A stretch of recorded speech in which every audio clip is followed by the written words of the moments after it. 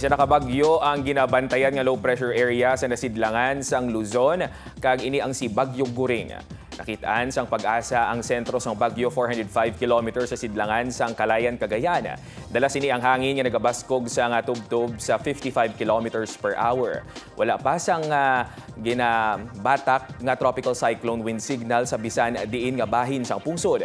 Sa masunod nga mga inoras, posible pang magbaskog si Bagyong Guring. Amat-amat man nga magabag-ong direksyon sini buwas kaga posible ini nga maghulag pa na bagatnan. Magabalik naman ini sa direksyon paaminhan sa weekend.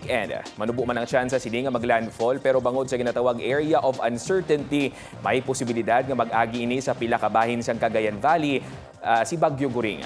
Maglandfall man o kun hindi ang among bagyo, lauman ang pagbaskog liwat sang hangin na bagat sa palaabuton nga Domingo kun Lunes kun sa diin maapektuhan sini ang Southern Luzon, Visayas kaga Caraga region. Suno sa Pag-asa, sa karon nag-apekto na ang trough o kon extension sang Bagyong Guring sa Cagayan Valley region kag sa Cordillera. Padayon man ang mga paulan sa Southern Luzon, Visayas kaga Mindanao ang hangin na bagat samtang local thunderstorm naman ang maeksperiensyahan sa iban pang bahin sang Luzon.